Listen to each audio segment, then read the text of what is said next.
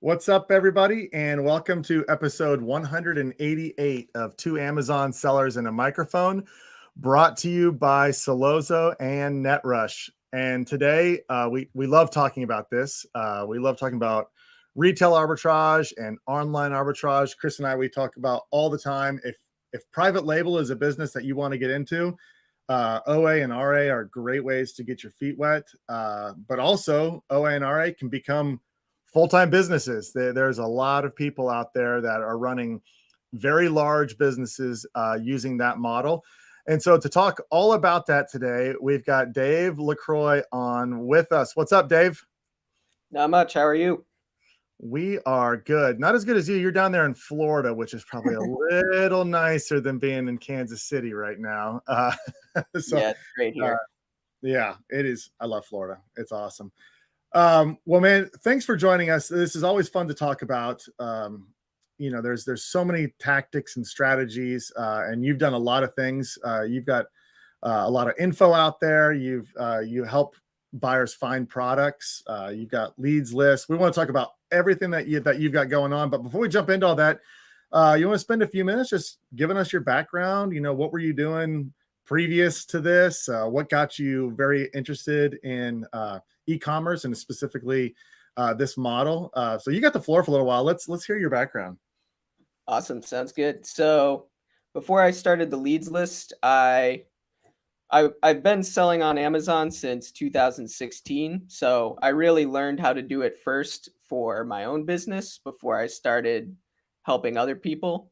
So basically, I moved down to Florida in 2016 to do the Disney college program, and I didn't really like it very much. Basically, you work at Disney World, and I was basically working in fast food here. And I just felt like I wasn't really like learning much. So I just decided to look for ways to make money online on the side. So I would have something where I was actually like growing and learning something basically. So all I really did was Google how to make money online, and I came across selling on Amazon.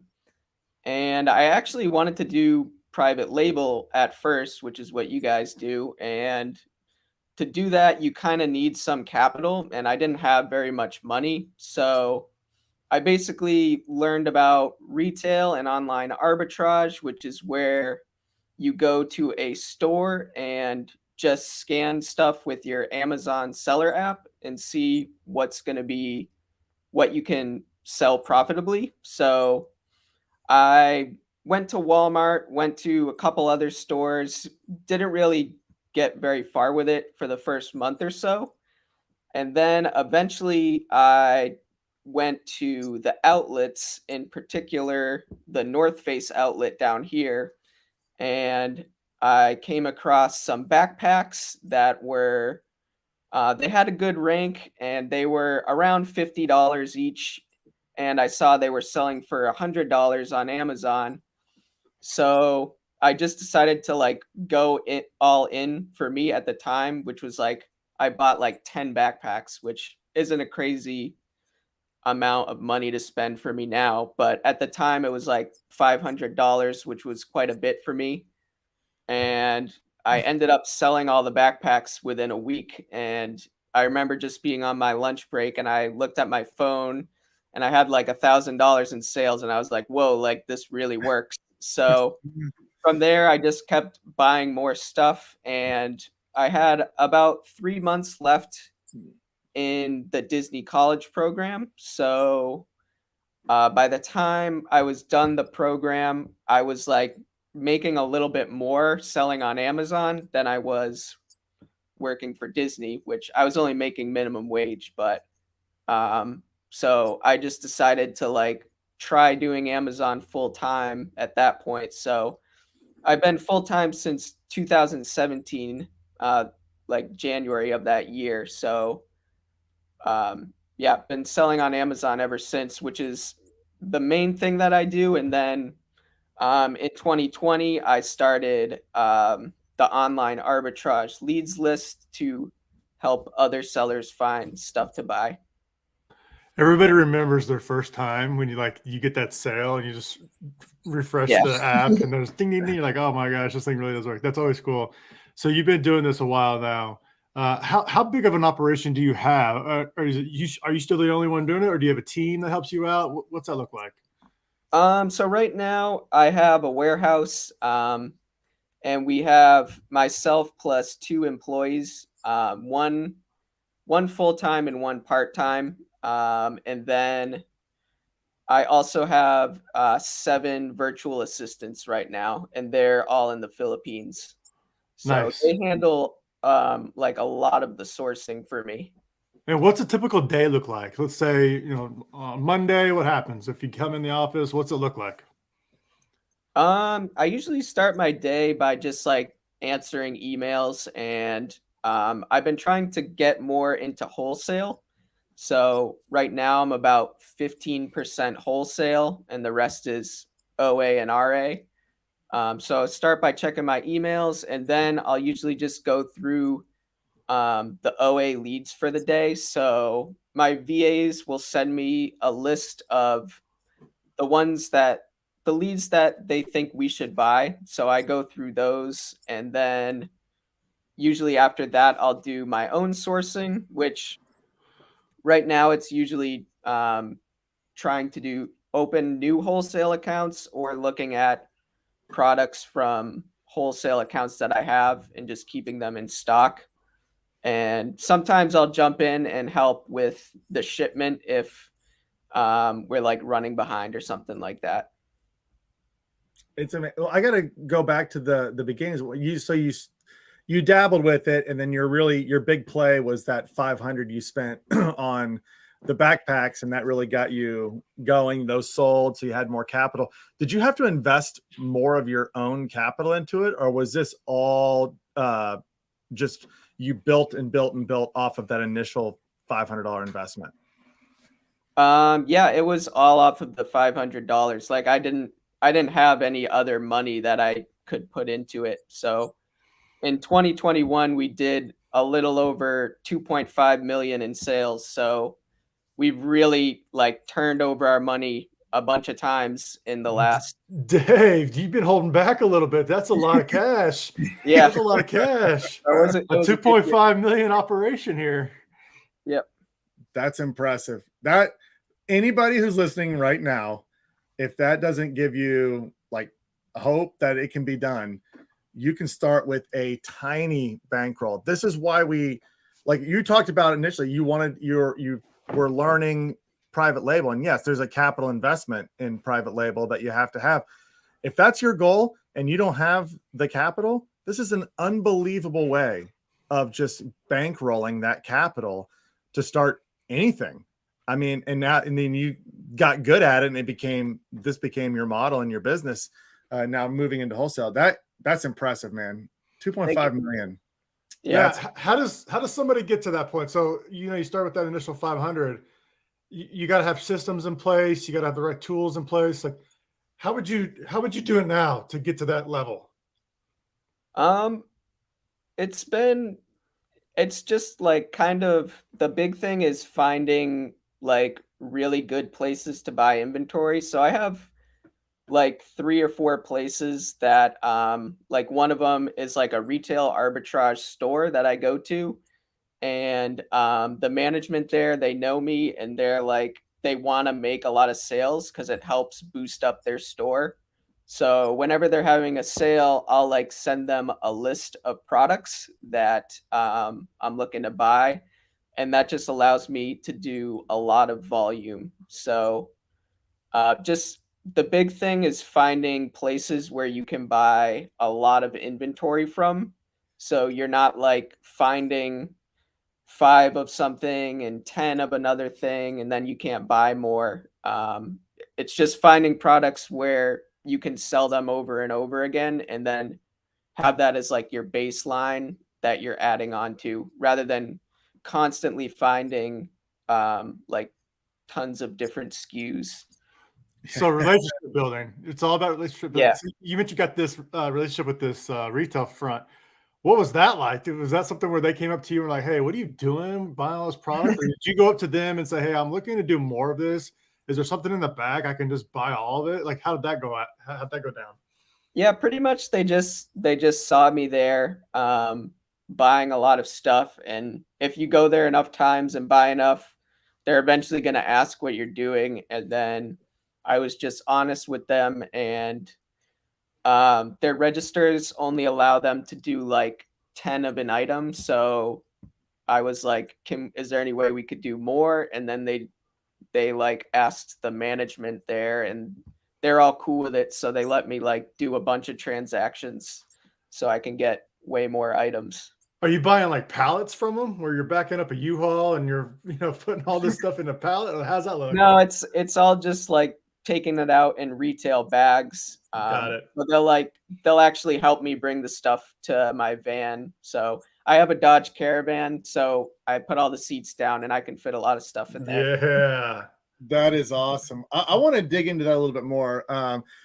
Because like I mentioned, Chris and I dabble with this, and I just happened to be the other day dropped my son off at baseball practice and had time to kill. So anytime I have time to kill, I start going to stores and get the scanner out and just start scanning stuff. And like you said, I mean, I bought a few things at clearance on Walmart that met the numbers to feel like I can get a profit off it, but that's relatively unscalable because I mean I got like 4 of this unit, 3 of that unit, and the time it takes to list it and ship it in, it's much better if you can buy in bulk. This retail arbitrage store, are those places everywhere? I mean, what's their model? Like, are they getting liquidated products or Amazon returns, or what's their model for how they get inventory?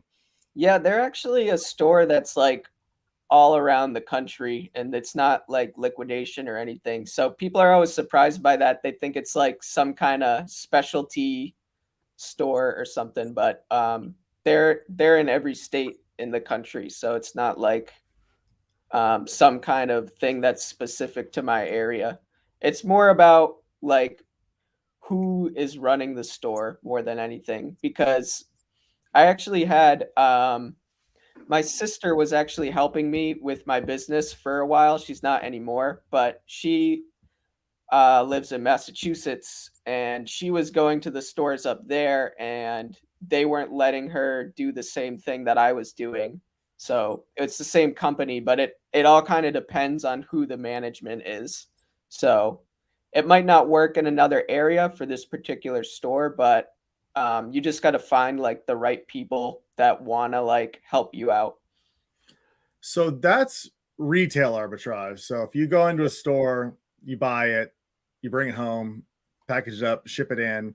That's retail arbitrage. Now explain online arbitrage. How is that different?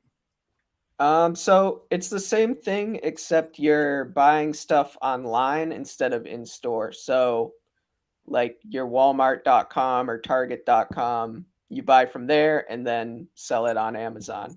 And a lot of people, they have prep centers where they'll just do only OA and they'll ship it to their prep center. And then they send it off to Amazon for them. So they don't even have to like handle the products that they're doing. And if you do Do you that, do that? I've done it in the past, but I found that when you do a lot of OA, there's a lot of problems that come up, like stuff getting shipped that's broken, or them sending something that is different than what you bought. So I've had there's a lot of issues that pop up. So I just feel it's easier that if all of the products come through our warehouse, because uh, we're going to handle it a lot better than a prep center would, where they're working with a whole bunch of different clients. And then do you exclusively resell these products on Amazon, or do you sell them on other channels as well? It's pretty much all Amazon. We will sell like returns and stuff on Poshmark and eBay, but it's almost all Amazon. We don't buy anything like with the intent of selling it anywhere else. Gotcha. So just stuff that comes back or returns or Yeah. anything that you're liquidating or something like that, you might go different channels, but the main goal is to sell it on Amazon. Yeah. And then do you fulfill orders or do you do it all FBA? We do all FBA. I know there's a lot of opportunity out there for FBM, but it's just the lifestyle of not having to ship out orders constantly. It's like not worth the extra money for me. Yeah. I I think FBA converts and sells better typically than FBM. Usually it's changed a little bit during the pandemic, where it was tough to get inventory in. Amazon's opening up, more options for FBM, encouraging it even. But yeah, FBA is a much more hands-off model. And then obviously, if you go to that prep center model, that's where you could be completely hands-off and doing your entire business from a beach somewhere. Yeah. Just one thing with one tip for if you're going to get a prep center, I'd recommend getting one in a state that doesn't have sales tax because you save a ton of money, especially with OA. Like with wholesale, you usually don't have to pay tax, but with OA, depending on where you live, it could be between like 5 and 10%. So you save a ton of money if you get a prep center that's in a tax-free state. That's a good tip there. So Dustin and I both dabbled in. Dustin and I both dabbled in RA and OA. We talked a little bit about RA is, way more time consuming as far as going out to stores and you're just chasing the dollar every time and scanning stuff. OA, I've tried and we've tried, and you constantly are looking at products, but it's comparing websites to websites to see which one you can make a profit on. But sometimes when you go to those products, they're out of stock or the prices has changed, and you're doing this with the software, but you could be late to the party. Like it could be all these guys it could be gone. It could be gone. So you've created this online arbitrage leads list, which kind of takes it to the next level where you kind of bypass the manual, tedious task of looking for these deals through software. You're just providing a leads list to your clients or whoever subscribed to this list, and they could just use that list as a guide to help them buy the products that you've already found for them. Is that right? Yeah, that's exactly it. So my virtual assistants pretty much do all the sourcing for the leads lists, but I've put in a ton of time training them to do a good job with it, and they do actually a lot of manual sourcing. So the difference between that and like using a software like tactical arbitrage is you're going to be looking at a lot of websites that other people aren't looking at. So we try to use a lot of different websites. Like I found that most of the items that you find on like target.com, they end up just tanking in price because a ton of people will buy them. But if you find like these random sites that nobody's heard of, those products typically do a lot better. So I have VAs that only focus on manual sourcing. So they're not like just sourcing the same sites that are in tactical arbitrage that everyone else is looking at. And one other benefit to having a leads list is we'll put on there like coupon codes for sales. So a lot of times you can look at a leads list, see the lead that we provide, and then you just, oh, I didn't know this site was having a sale. And then you go and look at the other products from that sale, and you end up finding more products that you wouldn't have known about just from knowing about the sale from the one lead that we provided. How often do you provide a leads list? Is it daily, weekly? Yeah, it's 5 days a week, Monday to Friday. A new list goes out every day. Yeah. So we have 3 leads lists right now. 1 and 2 they're like 15 leads per day. And then the third one is more for beginners. And it's only 8 leads per day. And it's all leads that are ungated to new sellers. So it's really for like helping people get started. And that one's a little bit cheaper than the other 2. Interesting. I think Dustin's gonna sign up. Oh yeah, heck yeah! I'll I'm definitely going to sign up. It's fascinating. So they find this at oadeals.biz. Is that correct? Yep. And that's where they can go and they can get started and start getting your list. Now, you obviously had to build out the SOPs for building a list. You train, like you said, you trained your VAs. You did this yourself, obviously, before hiring VAs. What are the criteria you're looking for to consider something a successful opportunity for OA? I mean, obviously the price has to be the right difference, but then you mentioned like gated categories versus ungated. Then there's size and weight and how many Yeah. people are in the buy box. What are your main criteria that triggers, okay, this is a go, let's do this? I think it's gonna be a different answer for like whatever your business model is. Like for a beginner, um, I would consider like a product that only sells a few times a month, and I'm just gonna buy one of them because I'm just learning. But now, like, I wouldn't buy something like that. So for the leads list, we have like a minimum requirement of like 40% ROI and $4 profit per unit and sells 10 times a month for the minimum.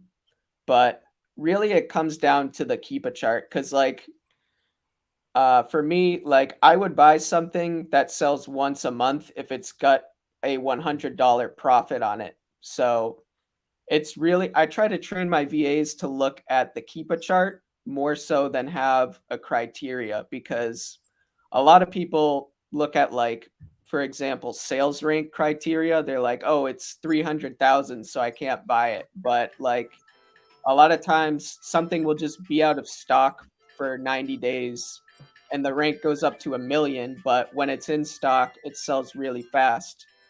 So I think it's kind of dumb to have like a rank filter and like not buy something based on only the rank. So it's kind of like we just try to analyze the Keepa and see what makes sense.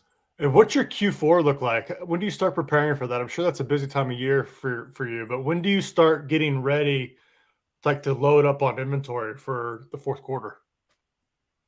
Um, there's no like I don't know. We kind of just because it's OA and RA, we really base it off of like when there are sales and we try to like we kind of know different stores that we buy most of our stuff from, like when they typically run sales. So we'll try to buy enough to like make it to the next sale. And then I use a software called Seller Legend. I don't know if you've heard of that one, Mm-mm. but it's like a forecasting software. So we just kind of base it off of that, like um, how much we think we're going to need. And then obviously Q4, you got to kind of double up the numbers because everything sells way more. Let's talk about pricing. Okay, so that's obviously a huge part of this business model is what do you price your products at? How do you ensure that they're selling? How do you ensure that you're winning the buy box? What are your strategies around pricing and winning the buy box? Are you using a repricer? Yeah, we use a repricer. We use Be Cool. They have like an AI version for $100 a month. So you pretty much have to use that doing RA and OA. Um, and I think pretty much everyone who gets a repricer when they're first starting is like, damn, I wish I did that sooner because as soon as you turn it on, even if it's a cheap repricer, like I used to use their $25 a month one, and having that is so much better than not having one. So, I mean, after you've got more than one or two products, I would say a repricer is definitely worth it. Now there are some in the Amazon has internal repricing tech built into the platform that you can use. Uh, Yeah.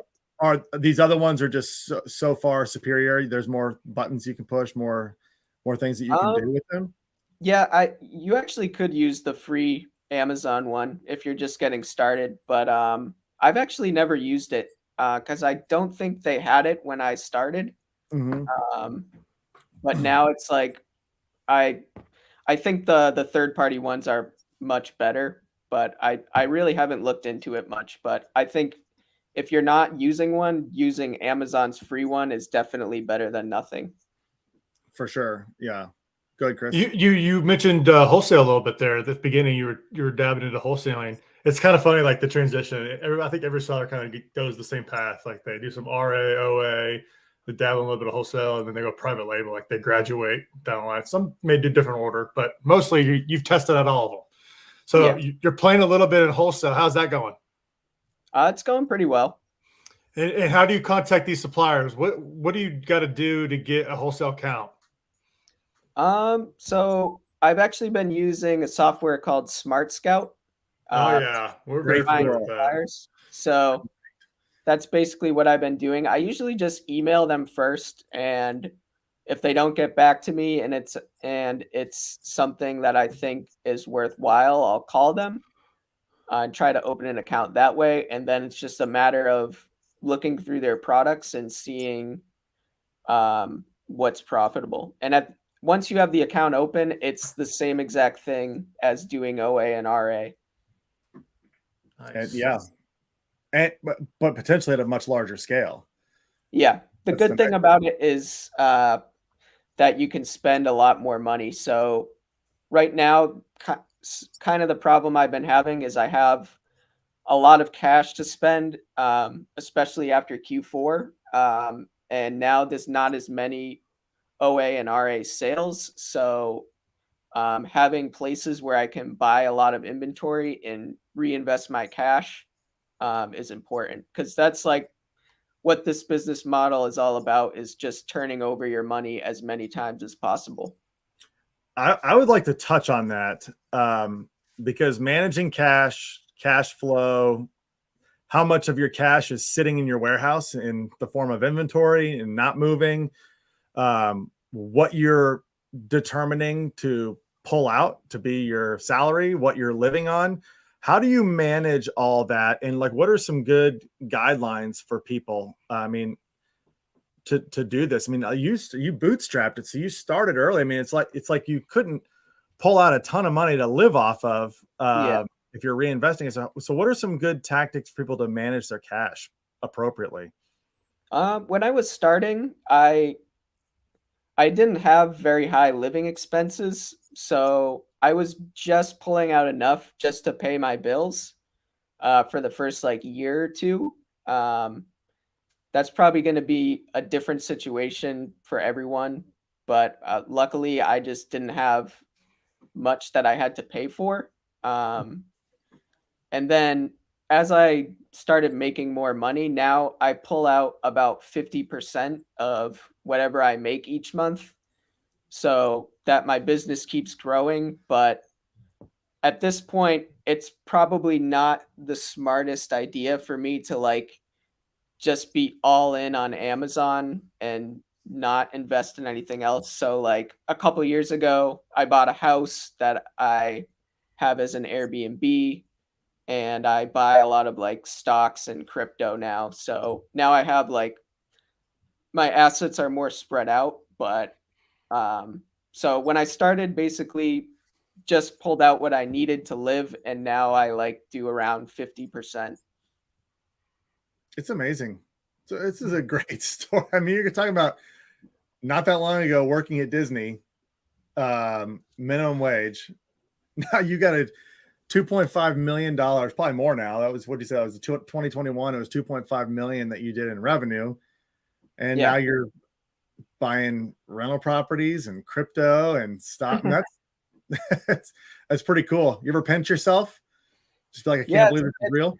it's pretty crazy. And I think about it sometimes, like if I was born like 10 or 15 years earlier, like none of this would be possible. So I have no idea what I would be doing.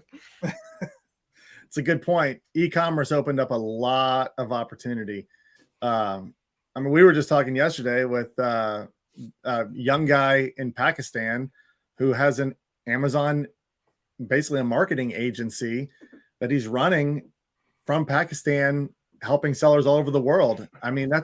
it's amazing what this space has opened up. But it's for the people that are willing to grind it. Like Mhm. like you said, I mean, it's not like you were going around spending all your money. I mean, you were living like bare minimum expenses and reinvesting everything else to Yeah. get that off the ground.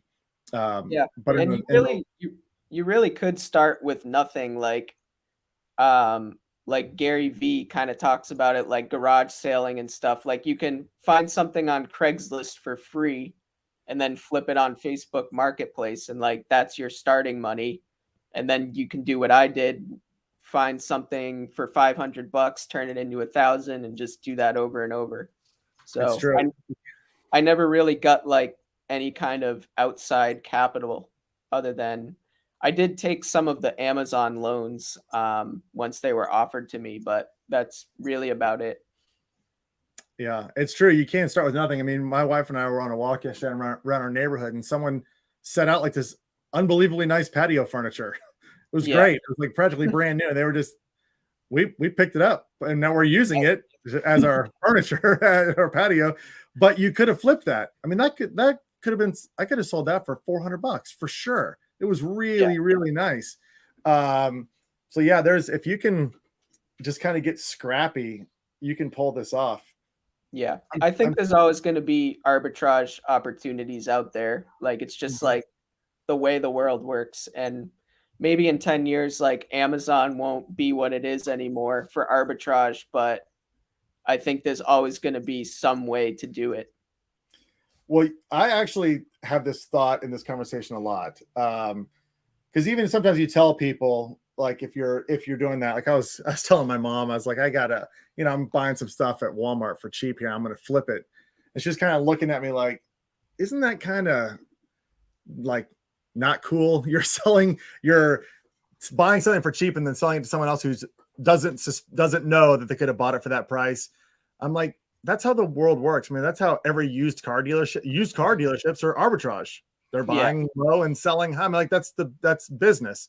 And you're getting products in front of people who otherwise wouldn't have seen them. So there's a lot of legitness to it as well, which is really interesting. Okay, so you got this $2.5 million mega business rolling out. I'm still impressed with that number. That's really cool. How to get to that? Like, how many SKUs are we talking about? I mean, how many SKUs are you turning over all the time? Are there, 50 that are your main drivers, and then you got these other ones, or what's that look like? What's the scale look like here for you? Yeah, right now it's around 200 SKUs. And it's kind of like I don't know if you're familiar with like the 80-20 rule. Like 80% of my business is on 20% of the ASINs. So I really just focus on those ones and keeping them in stock, and then just like whatever else I can find. And then if you just constantly look for products, eventually like new great opportunities will come up, and then you just try to keep those ones going as long as you can. 200 SKUs, that doesn't seem It doesn't seem like a lot. I was thinking doesn't more. seem unmanageable at all. No, it's not bad. Yeah, you would, there's a lot of, I was thinking it'd be in the thousands of SKUs, but I guess you're different. I think it depends a lot on what category you're selling in. So we do a lot of beauty products and clothing, which are more expensive items. Like I think our average sell price for our items is around $30. So if you were doing like grocery or used books, you'd probably have to have way more SKUs. Interesting. Beauty and clothing. So clothing, can we talk about that? Yeah, let's talk about clothing. So is the clothing tough with returns and managing all of that? I mean, yeah, I think there's more returns than other categories, but I think like the profit per unit on them tends to be higher. And for anything clothing, we just shoot for a higher ROI to factor in the fact that we know stuff is going to get returned more frequently. And there's a lot of clothing stuff that isn't too bad. Like we have some sunglasses that are in the clothing category that sell really well, and it's not like a pair of sunglasses is gonna like not fit someone that well. Mm. Or like hats. We do a lot of hats and gloves, but like I think shoes, the return rate's probably worse than anything. But there's stuff within clothing that's not quite as bad, I would say, in terms I of mean, returns. so like hats. So it'd be like I mean, is it like what's a good seller that's easy to flip? Is it like NFL team hats or things Um, like that yeah, that like a lot of Nike and Adidas hats, stuff like that. So just like random hat, like a random hat that you would find with just like the Nike logo on it that's black. Like there's a bunch of different variations of that, but there's some of them that are ranked like 5,000 in clothing and will sell really fast. okay. Now my next question. This has always been sort of a stumbling block for me because um, I really like to get procedures down and then have things be relatively automated. But if you go and you find, let's say you find a Nike hat from somewhere that meets your criteria, are you finding a place where their actual price is discounted all the time so you can just continuously rebuy these? I mean, sounds like a lot of times it's sales and stuff. So how do you keep, if you've got a winner, how do you Mm. keep getting that product at that price continuously so that it's an easy flip over and over again? How does that work? Um, it's actually easier with retail arbitrage for me. Just because there's not as much competition. But with online arbitrage, it can be difficult because it's kind of like eventually other people are going to find it. Yeah. So, but a lot of times you'd be surprised, like you can buy stuff without any sale, like a Nike hat, for example. You can get it for $20 and it'll sell really fast on Amazon for 40. So you don't always need a sale, but definitely with OA, it's harder to find products that will be good for a really long time. It's so interesting. I'm going to get your list. I'm going to test this out. I've Just a been, case study. yeah, I will. I'm going to do a case study and see what's going on. Because I am fascinated by this. Um, it's as a private label seller, you are always looking for ways to build more capital to launch new products, and what a great way, other just doing this. Do you enjoy it? Do you love it? Yeah, it's pretty awesome.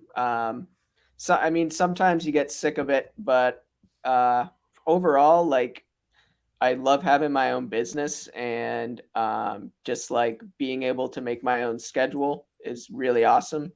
So there are days when I like don't want to work and I kind of force myself to, but I think it's like that with anything. Like I think Jeff Bezos said like if you enjoy what you're doing like 50% of the time, then you've done well in life because like there's gonna be overhead with anything that you do. So um and I kind of do a lot of different things like with the leads list. And we just made like a new Chrome extension too. So it's not like I'm doing the exact same thing every single day. So that kind of keeps it interesting. And then it's a lot of strategy as well, like how do I get things to the next level? So it's not like a job where it's just like super monotonous.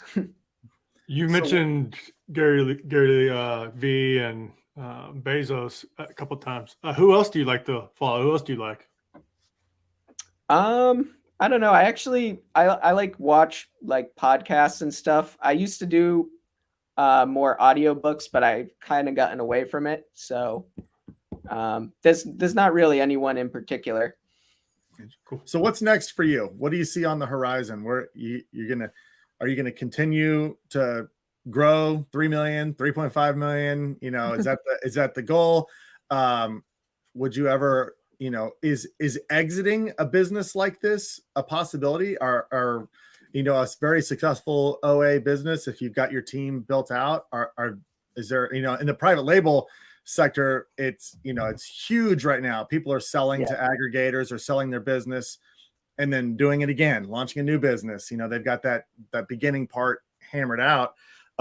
Is there opportunities like that with OA and RA businesses as well? Yeah, I'm actually not really sure. I've never looked into selling it. And I have heard that a lot of people in private label especially sell their businesses, but I really just have no interest in doing that. So I haven't seriously looked into it. But yeah, I just want to keep growing it and getting better every single year. So I probably need to hire more people at this point, but yeah, just keep getting better. That's awesome. I love this. I could talk about this all day. I am going to check out your leads list, oadeals.biz. Everybody should go check that out. Is there any other way that people can connect with you, follow content that you're putting out, or if they want to get started, in this model, what can they do? How can they reach out to you? So you can send us an email, team@oadeals.biz, or we have an Instagram page. It's just @oadeals. So you can DM me on there if you want, whatever's easier for you. Perfect. Well, we will have all those in our description of the podcast, the description of the live stream videos. It'll all be there so people can check it out. Dave, we got to get you back on in the future so we can hear some new strategies, some new tactics. Sounds good. Maybe I'll jump on and we can go over a little case study of some cool hot products I found on your list. So Yeah, we'll that'd be awesome. definitely do that. But thanks for joining us and sharing your insights. We really appreciate it. Yeah, thank you. It was a lot of fun. All right, everybody. If you like content like this, make sure you subscribe to our podcast. We're on every platform where you can listen to podcasts. So go to your favorite one and subscribe to it and download all the episodes. You can also follow us on Solozo's social platforms. So LinkedIn, YouTube, Facebook. You can find all the live streams and recorded videos there as well. Plus other tips and strategies are on those socials. Additionally, if you are a private label or a brand selling on Amazon and you're struggling managing your advertising, Solozo's here to help. We can help you automate and optimize all of your Amazon advertising very easily. You can go to solozo.com. You can book a demo call with Chris or myself. We'll walk you through the platform, show you how everything works. We also have a repricer built into Solozo's platform. So if you're in the OA or RA business and you're looking for a repricer, we can help you out there as well. All right, everybody. Thanks for tuning in. Dave, thanks so much for joining. That was a lot of fun. And we'll be back at this again on Monday.